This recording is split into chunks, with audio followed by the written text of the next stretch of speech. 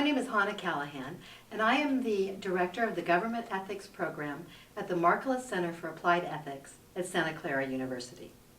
Once a quarter, the Ethics Center convenes a Public Sector Roundtable for public officials to provide a forum for them to discuss ethical issues inherent in public office. Today, the topic of the roundtable was the Brown Act, California's public meeting law. We were so very fortunate to have as our speaker Joan Cassman. Joan is a senior partner at Hanson Bridgett, where she is the leader of the firm's Government and Public Agencies group. Thank you for joining us today, Joan. Thank you very much, Hana. Joan, from a government ethics standpoint, can you tell our viewers why open meetings are so important? Open meetings are the foundation of our democracy. Open meetings provide an opportunity for the public to know what is going on in government decision-making and to participate in government decision-making. Open meetings give the public a seat at the table. They make our government by the people and for the people. Open meetings do facilitate public involvement and good citizenship in our country. What are the basic requirements of the Brown Act? The basic requirements of the Brown Act, which is sometimes called the Sunshine Act, is to provide open governmental meetings. The Brown Act only applies to local agencies, and that would be cities and counties and public districts. They are to provide open meetings. The meetings must take place in a publicly accessible location.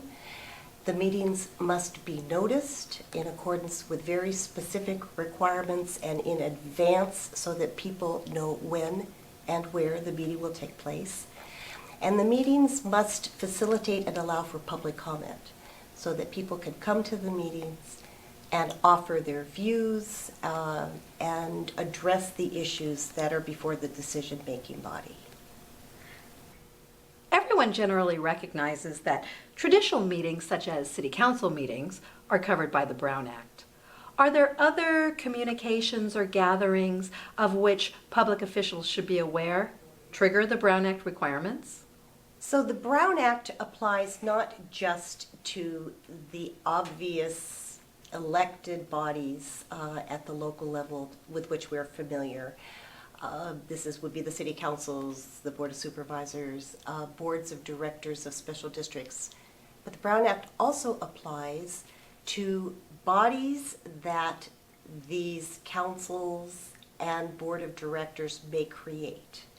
So if a legislative body subject to the Brown Act creates a committee, and that committee is a standing committee, and that committee has the power to act and recommend actions to the full board.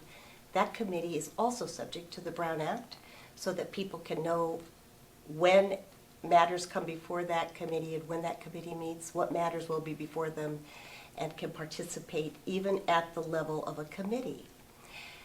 The only committees that are created by these legislative bodies that may not be subject to the Brown Act are committees that are formed with less than a quorum of the body and formed for a very specific and finite purpose, and they have a limited life.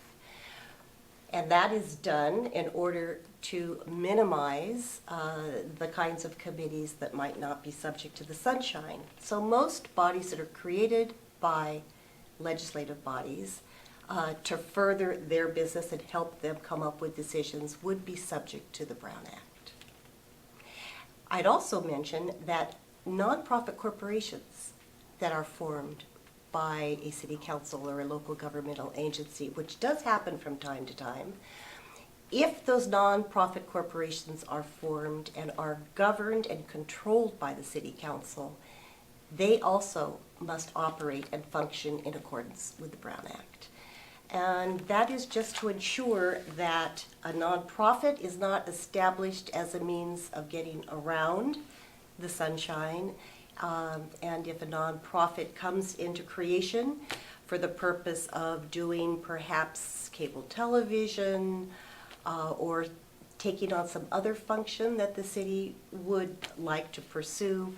It is also treated in a manner as if it's a governmental entity and subject to public participation and input. Thank you, Joan. This advice is going to be very helpful to public officials. The Markkula Center for Applied Ethics would like to thank Joan Cassman and her firm, Hanson Bridgett, for participating in our government ethics program.